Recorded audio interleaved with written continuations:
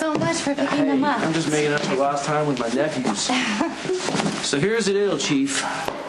I need a word with your mom, so you need to take your little bro upstairs, and I promise I'll be up to play with you before I leave. Okay? Go. All right, go on. Jakey, go upstairs, honey. Go with your brother. You guys go play upstairs for a minute, okay? Thank you.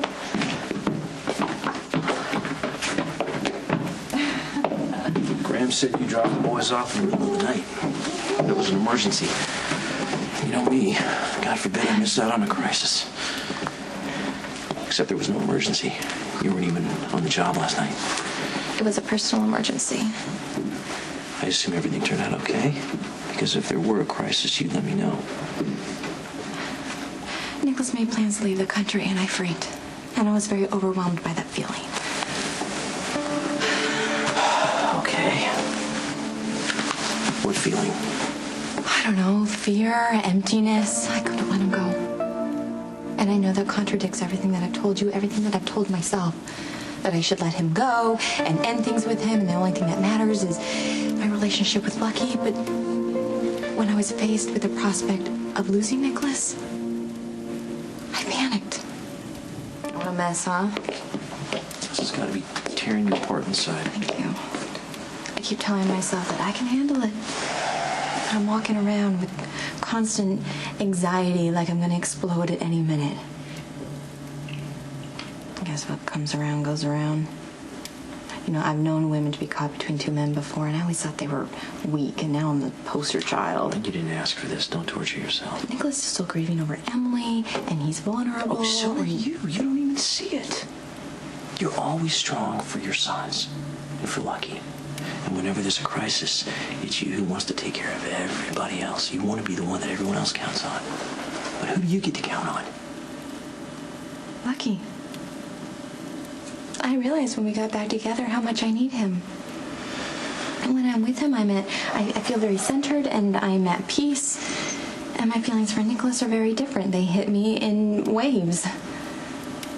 And when I realized he was leaving, I just felt very empty inside. I don't know how any of this happened. I mean, how can I be so in love with Lucky and all of a sudden fall in love with Nicholas too? Maybe that's progress. Progress? What, that I'm not only physically unfaithful to Lucky, now I'm emotionally unfaithful to him Talking too? along the lines of letting yourself admit that maybe there's something real between you and Nicholas. That you're not writing it off as temporary insanity or some irrational, attraction that'll pass like a bad cold. Are you trying to convince me to be with Nicholas? I'm not trying to convince you of anything. Peanut. Oh, don't try to make me feel good. This is way worse than that time that I ruined Mom's favorite heels. Oh, wearing them outside, playing dress up. You were in your own world.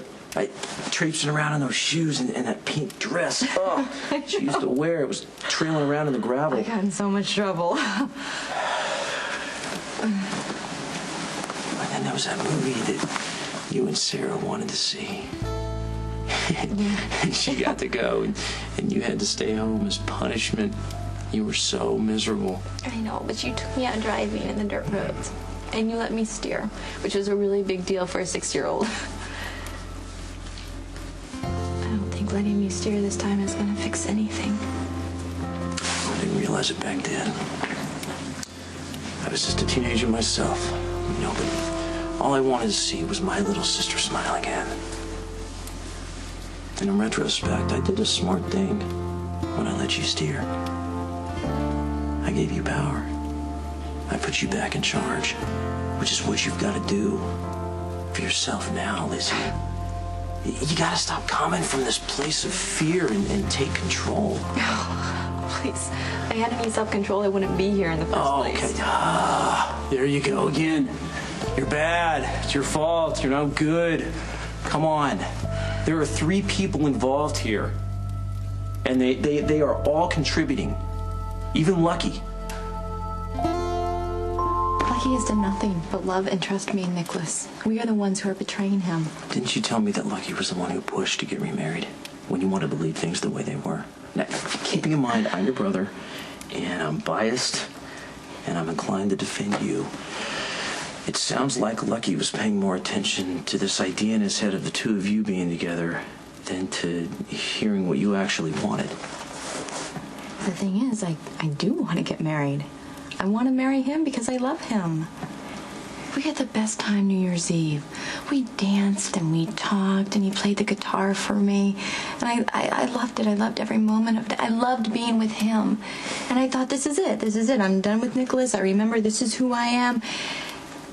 And then when I see Nicholas, everything goes out the window. And the only thing I know for sure is that I don't want to lose Lucky. So tell him the truth. Really? I mean, come on, be honest. If you were in Lucky's shoes and you loved a girl and you had stood by her and you forgave her and you took in her kids and you found out that she was sleeping with somebody you trusted, how would you feel? Well, I've never been in Lucky's situation, but I've been close. I loved somebody and found out she didn't love me. She fell in love with a friend of mine instead. Why didn't you tell me? Because I didn't see any point in unloading my drama on top of what you're going through. Well, tell me now. What happened? All right. Charlotte? I found out Charlotte fell in love with somebody else. And she sat me down one night and told me so. I mean, what was I supposed to do but wish him well, you know? I mean, yeah, it hurt.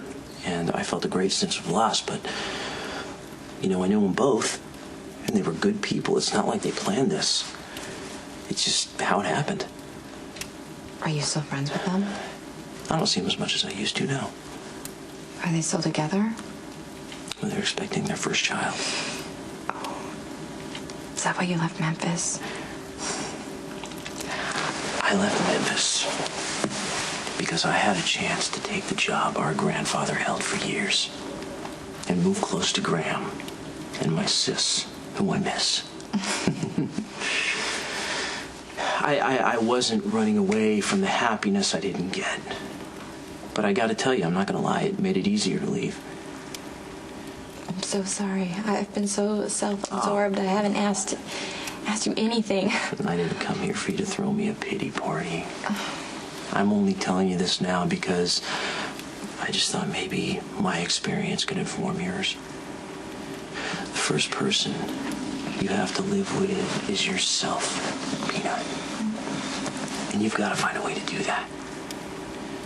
A way to find your own self-respect.